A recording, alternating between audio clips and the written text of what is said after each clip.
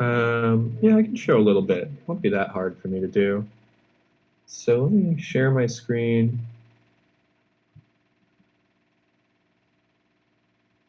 Let's go to a REPL.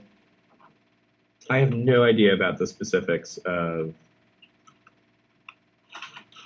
the linked list workshop, but I just kind of want to talk about linked lists. So generally, linked lists work in the following way. We have some place somewhere that points to the first node in a linked list. I'm going to call it head. We might also have a tail, but I don't want to deal with tails right now. I just want to jump right in. So a linked list is just really an object that allows us to store data and point to the next thing. So one of the ways we can do this is we can say this.data is null. If we're given data, we can store it there. The other thing we want to do is have this.next, which currently is null. So what I want to do is I want a way to basically create a linked list and append things to it. So what I might say is insert, and insert should take data, and what it'll do is it'll say if not this.next equals new linked list data. Else, if there is a node after this, what we actually want to do is we want to call insert on that node, because it'll just keep pushing it further and further out in the list. So at this point, we're almost ready to look at this. What I want to do is I'm going to say this.head equals new linked list. Let's say 5, console.log, this.head, so we can take a look at it. Linked list, data 5, next nothing. Now what I might say is this.head.insert 6. We could also move this here. Run. What we can see now is that linked list next is data 6. I can continue to insert things into it. 7. I've created a structure in which we just like endlessly have linked lists pointing at more linked lists. You're wondering like, what use is this? Well, it's actually not terrible. What we could do is we could say like, we could make a method like for each with a callback. And what we could say is callback on this.data, and if this.next for each on with that callback. And so at the end here, what I could say is something like this.head.for each. We could pass it a thing.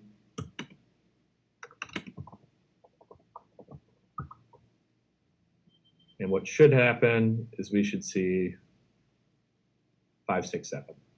Basically, I've created an array. Linked lists are just a data type under the hood that allows us to point from one node of an object to another node of an object forever and ever and ever. It's a way for us to order data in some arbitrary order. So if you have tails, you basically just need to also add previous and do a very similar operation. Was this a decent 7-minute overview of linked lists? Yes, no? Did I help anybody? So probably a little bit of a different implementation than what they saw in the workshop, which was using nodes. Would there be a way of, it doesn't make a huge difference whether you have it as a separate. Yeah, it doesn't really matter. The main, yeah. Yep. You know, like the test specs can force you into writing things the way you might not normally write them. Like there's no standard implementation of a linked list. Whatever works for you works. And the thing about a linked list is similar to trees, every node in a linked list is itself a linked list. So the concept of a node is inherently false. Like it's actually not a real thing. linked lists, like each and every node in a linked list is a linked list. So we call any node a linked list, not a node. I know they do that to help people like better wrap their heads around the pieces of it, but I do want to like warn you that that is a little tricky to think of it that way.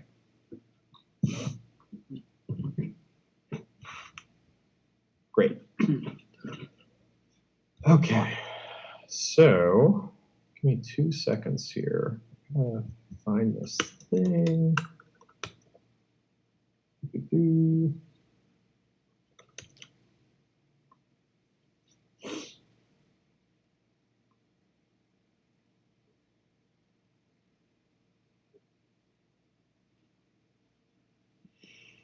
What is this?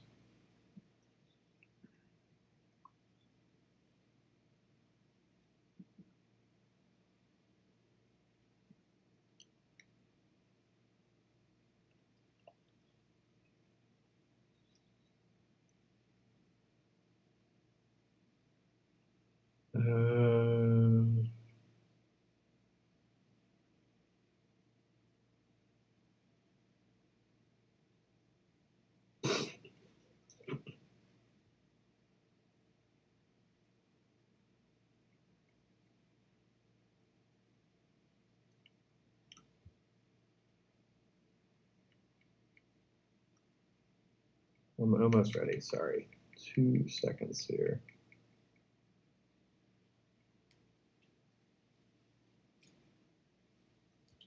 All right, I think good to go.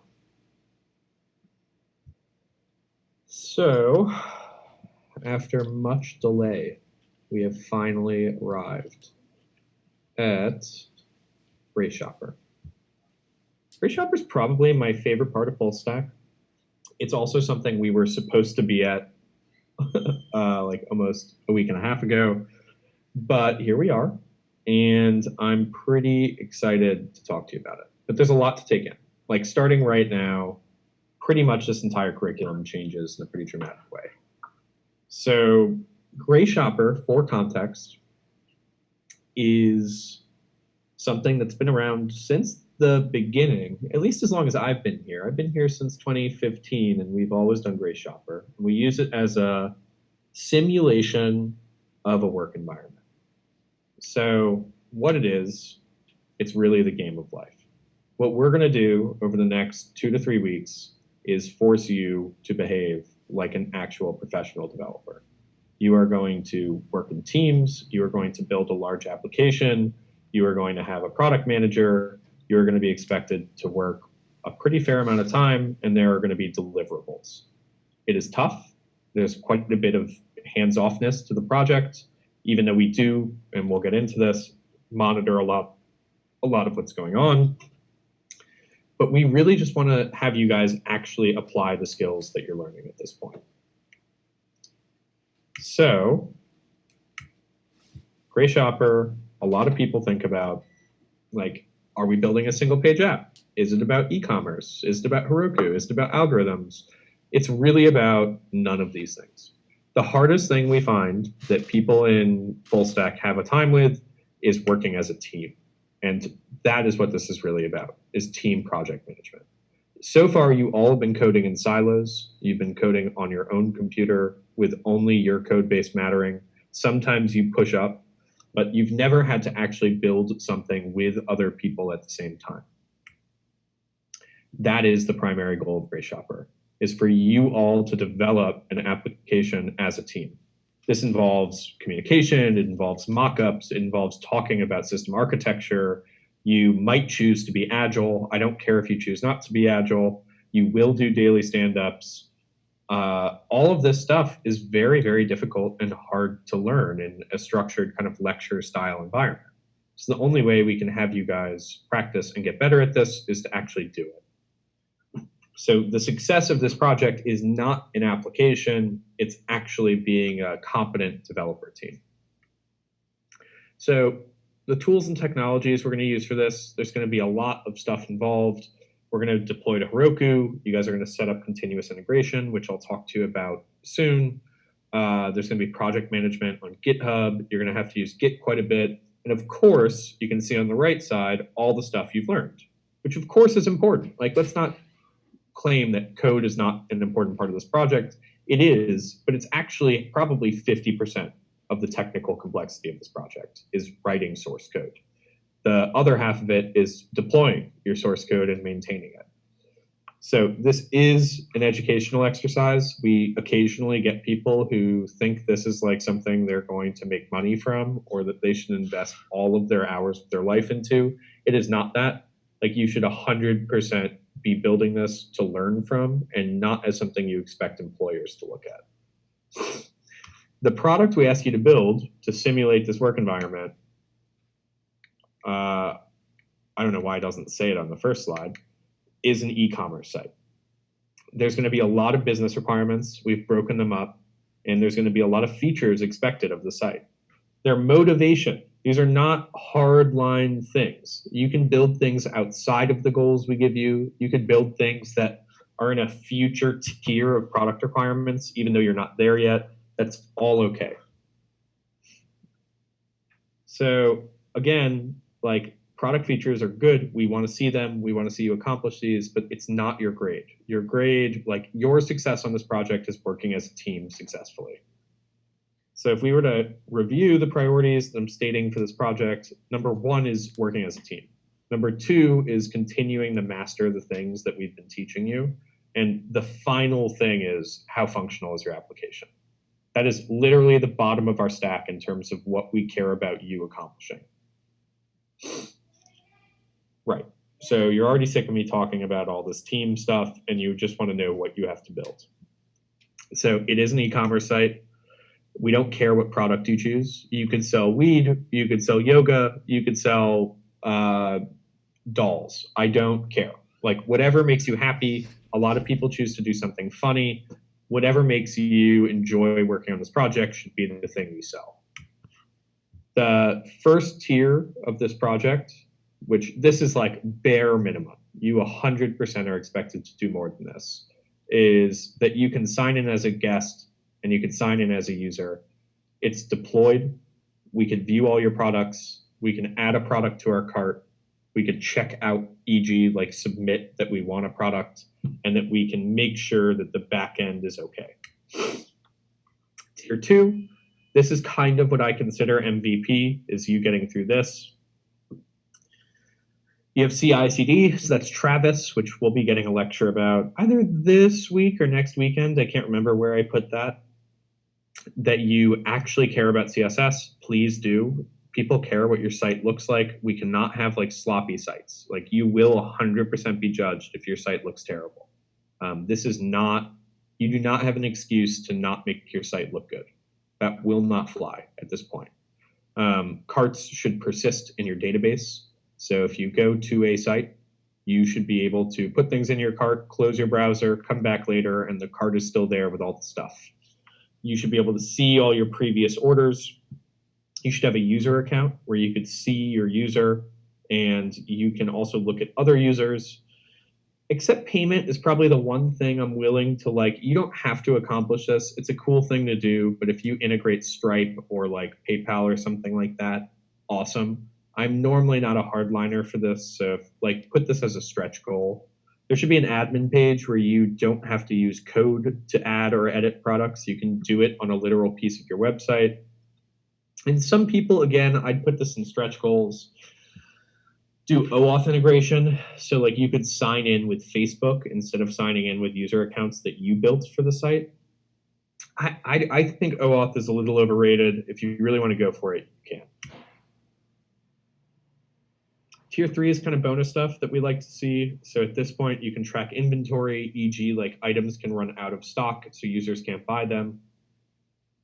You should have a guest cart for users who have not signed into an account. It should be able to take a user who was not signed in, and when they do sign in, move their cart into the signed in user.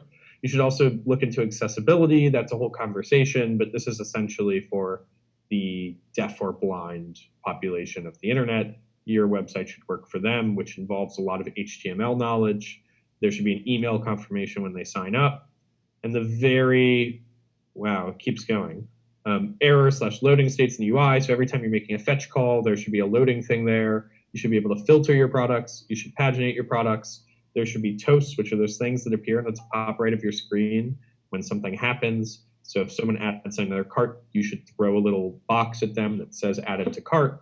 There should be featured products. You should have promo codes in your database that people can enter to reduce the price of things in your cart. There should be wish lists, things you want but aren't actually in your cart, and social media integrations, like you want to tweet about a product. Tier 4, which is ridiculous, internationalization. Your site works in all languages. Localization, visualization dashboard. So like you can see how your sales are doing on a day-to-day basis. A recommendation engine, you can actually like use some form of math or machine learning to recommend items to users. Multi-tenancy means that your site is white labelable. That means that like you could sell your platform, think Squarespace, to another developer who can give it a JSON and it looks like a different platform and surprise us. And I've seen a lot of cool surprises in the past. I've seen things like socket-based help sessions with customer support. I've seen students do things like 3D, like someone did a VR, they did a furniture site and you could load the furniture into VR and look around and see what the furniture looks like. Really kind of the world's your oyster after tier 2. You can go after whatever you want here. So this is terrifying. We all agree. I don't think the calendar days aligns with our calendar, so don't care about the number of days, but it's a short amount of time. This is meant to be a race. I mean, you're going to have to work hard, period. This is one of the hardest parts of the project, of the course as a whole, I would say. But nobody said pivoting into a 6-figure career was going to be easy. This is how you're going to have to learn. So we're all going to take a go at this, and we don't have expectations that like you're doing everything. Tier 1, getting it done, we're pretty happy. Like I wouldn't be ecstatic with you, but we're not going to get mad at you and say like you're not capable of being a developer. You should be able to get to tier 1. Tier 2 is what I really expect from people. But it's again important to remind ourselves of this priority list. My number one priority is that you're actually an effective engineering team, that you figured out how to code as a group, that you're using Git effectively, that you're using GitHub effectively, that you're like not getting into shouting matches with each other. You're going to work with people you don't like in an office. You're going to be on teams with some people you might not like. The reality of the situation is you're going to have to make it work. That's exactly what it's going to be like when you have a job. It's what it's going to be like on this project. We do teams of 4 or 5. I think there's teams of 5 in our class that we've decided on. It's going to start today. Code reviews, there's going to be as many as I can give you. I wouldn't care about like this and this Wednesday and next Monday. I'll give you as many as I can fit in. You're going to have to present your project to us once a week. So end of week, we're going to take a look at where your project is and give you feedback on it. That feedback will likely be pretty critical. You will hear feedback that you may not be happy about, but it's feedback that you need to hear. You should, and this is important, rotate roles. And what we mean, and I don't know if future slides get into this, but I can talk about it now. We don't like to see people get stuck doing like only backend or only front end or only CSS. We really think it's important that teams make sure that you're working on all sides of the app. You should not silo yourself in one area. So stand-up is a practice from Agile. Those who know Agile hate it, but it's a thing. You're going to use it if you have a tech job, almost surely. And one of the core tenets of Agile are these concepts of ceremonies, which are things you do on a rotating basis. The most common ceremony in all of Agile is stand-up. Stand-up is a thing you do every single day to make sure your team is on the same page. For you guys, because of the remote nature of this class, it's probably going to be in the afternoon. But what you do is you sign into a Zoom room with your teammates. It should take no longer than 15 minutes. And what you should do is you should update your teammates on what you did yesterday and what you're going to do today, period. This is not meant to be a long meeting. Stand-ups should be as short as possible. I mean that. Please hear that come out of my mouth. This is a way to just avoid people working on the same thing. Stand-ups are meant to be an effective kind of information disperser. That is it. This is not where you like sit down and do pair programming. These are some comments. There are examples. Things like yesterday I refactored products and order routes, but there's still a bit left to do. Today I'm going to finish. You can also see they said, I don't have any blockers. Sometimes there will be blockers. If someone on your team is working on the seed script and someone else is trying to make the all products route, it's very hard to make an all products route without seed data. So you might say, I am blocked on Alice's seed data work. That's a very real thing. It should be announced at every stand-up so that your teammates can understand if you're blocked on something for multiple days, maybe you should all jump in on that thing. There are a lot of roles. Your TAs/fellows are going to be your project manager. Each of your teams has been assigned one. They're going to be monitoring your stand-ups, monitoring your code base, looking at your pull requests. I don't care a ton about the Taskmaster stuff. Some teams find it useful to do to-do lists on sites like Asana or even using GitHub's own project management tool set. If you're going to do this, one person should own the board of the to-do tasks. I don't think you have to do this. This is, if your team would find this effective, you should talk about it and do it. So Gitmaster, again, don't believe in it. You all should all be Git masters. I mean this. No single person on your team should be a Git master. You all need to take Git seriously. I promise you, and Jonathan will agree with me on this, you are going to screw up Git. You are 100% going to make some Git errors. You are going to get angry at each other. This is going to be a heck of a Git learning experience for you. You all are going to be working on the same code base. That becomes a nightmare, believe me. Testmaster, you should write tests. I don't know if I need to beat this in with a hammer or if Eric did a good job with you guys. Tests are important. Please write tests. I cannot tell you how many times I've had students graduate and I've had the employers reach out to me and say, I saw that your student had no tests in their code base. Do you not teach testing? I'm just going to say that to you guys to let you know employers look for that. That is a big thing employers look for in projects in general, is that you're actually testing your software. That is a fair thing for them to look at.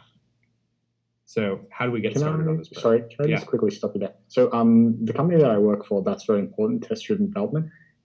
I just wanted to clarify, could you maybe provide a bit more information about that? Not necessarily now, but perhaps like if we could test the front end. That was something that was mentioned as well about like test-driven development on React and components and things like that, not just the back end and API routes. But maybe later if you could provide some more clarity.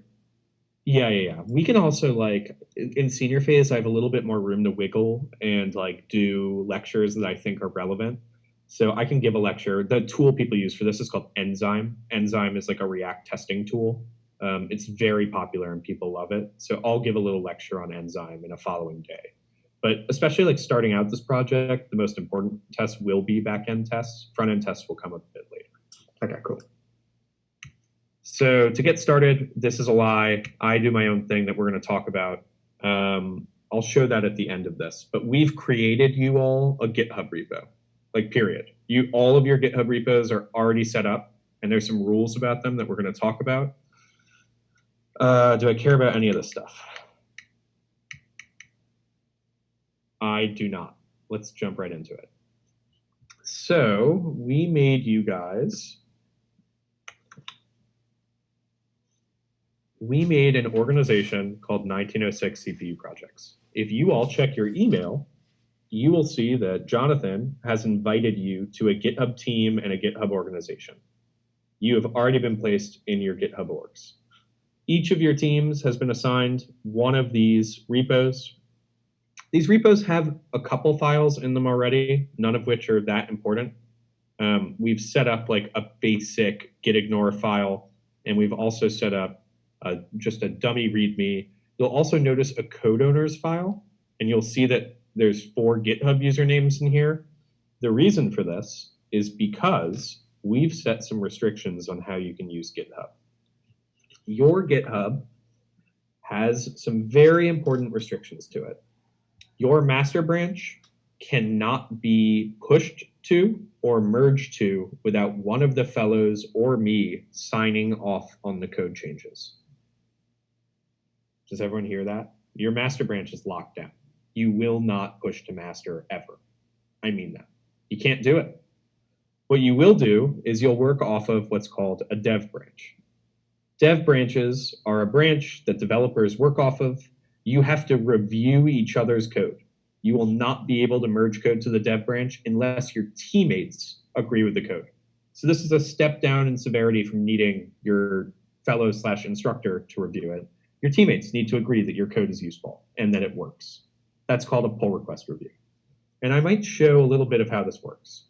So I don't even know whose team this is, but I'm going to pull it down. I'm going to pull a Piper. Let's go to 1906. I'm going to go up. Is there a Git thing here? Great. Okay. So Git clone this thing. I'm going to cd into Gray Shopper. Okay. So I've got a file here. It's all fine. I can make this bigger. Sorry about the size. So there's really not much here, but let's say I wanted to make a change. So what I might do is the first thing I should do is git pull origin master. Make sure I'm up to date. I am. The next thing I should do is I should have a fork. I'll make it to myself. So I'm making a fork of this repo over to me, Leaf of Legend, and I have it now. So what I can do is I can add myself as a remote. So what I'm going to do actually, what I like to do, this isn't like, you don't have to do it this way, but I like to change the naming a bit here. So I'm going to remove origin. I'm going to add origin, but make it myself. And I'm going to add the original origin as what's called upstream. Okay, so I've got all that. If we go look at my remotes, they're all set up. I've got an origin and an upstream. So what I want to do now is I want to make some changes. So maybe what I'll do is before I make any changes, I'm going to check out to a new branch. Elliot's changes. I am going to change readme.md. This was a change for a demo. I'm going to save that. We can see I've changed it. I'm going to add it. I'm going to commit it. I'm going to push it to my origin to a branch with the same name. If I go back and I go to the actual project page, we can see it's showing that branch. It says there's a branch with Elliot's changes. If you don't see this for some reason, you can go to pull requests. You can say new pull requests. You can say base master. You can compare across forks. I want to compare to my fork. I want to compare to Elliot's changes. I'm not trying to merge into master because merging into master is very tough. You require a review from us. I'm trying to merge into dev. So right here, we can see the change. I'm going to create the pull request. And I'm going to request that JD Man reviews this. So we can see, well, that beautiful picture, by the way. But we can see that Jonathan has been asked to review this. I can't merge this code into the code base. And we can go take a look at it. So Jonathan right now is probably checking out my code. He's seeing if it's up to his standards, which I hope it is. And he'll probably leave a comment on my code. Just let me know when. I can refresh whenever you're ready. It's A, if you're wondering. It's like 4 a.m. Jonathan's time. I don't know how he's doing this right now. Crazy.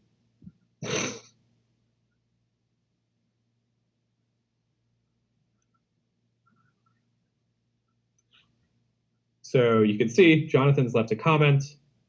He said, this is my favorite part. He also approved it. He gave me the green check mark. Now that I have an approval, I'm actually able to merge it. So I could merge this code to the code base. If I click OK, what's going to happen is that dev branch actually gets updated. So if we go back and we look at dev, we can see that the README has been updated. So this is generally the flow of GitHub, is you do work on your own forks, on your own branches, you push up, you request to merge your changes to the code base, and you ask a teammate to look over your code. If your teammate agrees with your code changes, they'll approve it, you can merge it, everyone now gets your code. The final thing I need to do here is I need to check out the dev, and I need to pull these changes down. So I'm going to pull upstream dev. We can see I got the changes that were merged.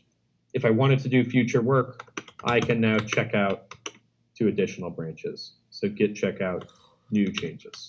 And now if I go look at readme.md, we can see that that change is with me. So this is kind of the professional flow for GitHub. You're going to screw it up, and you're going to have lots of questions. I promise you both of those things. Please reach out to us as you run into Git problems. It's going to happen, and we're going to have to help you. Here is what we're going to do today for the 20 minutes remaining in class. Do you want to do it, Jonathan? Jonathan is going to send out the groups. We've decided on the teams. We have them. We're going to send them out to you. You should, in a breakout room, have 3 very important conversations. You should be adults and have a conversation about expectations of each other. How much work are you going to do? When is it appropriate to talk to each other? Is talking to you after 11 at night on a Wednesday okay? Some groups might have kids, or they might have jobs, or they might have something where that's not appropriate. You should have these conversations because people will have false assumptions about like what is appropriate between each other. The second thing you should do is you should come up with a very immediate to-do list. I'm talking 2 days. Like, what are the first tasks you need to get done? And I'll tell you, I'll give you a hint. You should get a Webpack config up there. You should get a basic, like, and I mean this, you should get 1 React component rendered. Like, it doesn't matter if it's actually going to stay on your site. You should get your code base in a place where it has a single React component working, and there's a server that does a thing, whatever that is. It could be hello world. I don't care. The point is, like, your immediate to-do list is get a repo working, right? Get a code base up there that can just like render a thing. Then when you get to that point, probably time to sit down and plan out how you want to break up the real work of this project. What is your product? Who wants to build out the seed file? Who wants to build out the models? Who wants to build out the homepage? Those sort of conversations happen after you have an app up in GitHub. So those are 2. The final thing I would say is you should decide on a stand-up time. You should do stand-up every day, even non-class days. If stand-up for you means showing up, and I mean this, for 30 seconds and saying, I didn't do anything today, I was busy, that's still a stand-up. That's a good stand-up to have. You should do a stand-up where you're just all on the same page about what everyone on your team is doing. So we're going to send out the groups. We're going to shove you guys into breakout rooms, and I hope you can have those conversations. Your fellows, or the fellow assigned to your team, is going to join your breakout room at least for the first 2 minutes so that they can say whatever it is they want to say to you or give you tips because they've done this. And then they'll leave and let you guys do whatever you want. You can keep things secret from your fellows. You cannot, up to you. My final piece of advice for you, you do not have to do this. I suggest you create a private Slack channel and you invite your teammates and your instructors/fellows. The reason I say that is like you might just want to ask us questions pertinent to your project, and it's the best way to get our attention. Like you could choose to not involve us. We're there to help you. I mean, it's why we're here. So feel free to like build a channel, invite us to it so that we can see your conversations. That's pretty much it. It's a lot of information to digest, I know. So I'm also going to send out a markdown file with like the actual requirements for the project, probably in like 20 minutes. You don't have to beat yourself up about that right now. I'm going to make sure it's all composed for you so that you have like a better list than like the recording of this lecture. So I will send you the product requirements, but as a text file. That is it for me. That's my ramble. Okay. Questions, concerns, happiness. Are you excited? We're hands off, guys. We trust you to build a full website. It's pretty crazy. It should be exciting. I hope you're excited. Okay. Here's a small question. So I don't know if the students have worked before with like doing pull requests and forked repos. Is there some way, what's the distinction between when you would want to do that from a forked repo versus working with the main repo and just creating a feature branch? You could do feature branches. Like, I'm indifferent if you want to do feature branches. The only thing that's going to get annoying for you, and I mean this, most of you, and I'll show you this so that we don't get confused. What a lot of people do when they work on projects like this is they go over here, they hit watch, and they say watching. The reason you do this is because, like, if you're working on a code base, you want to know everything happening in it, right? Makes sense to people that you would want to know about all the updates happening to the code base you professionally work on. If you should watch your code base for your team. If you do feature branches, you will see an email for every single push that anybody makes. That gets very loud and annoying very quickly. The reason people like forks is because you can work on a fork without notifying your entire team of your work. So you can work until something actually is polished and looks good. You can make a pull request. When you make the pull request, your team will get notified. That's how the fork thing works. If you don't give a shit about anything I just said, and you just want to do feature branches, do feature branches. It's fine. You don't have to watch your code base. You can just do features. It's really up to you. Excuse me. Did that kind of answer your question, Jonathan? It did, and we can. If anyone has any specific questions on how to do either of those, we'll go over that, the steps with GitHub and everything again. So just let us know. But I do have the breakout rooms ready, so I'm going to open those up and let you guys start talking.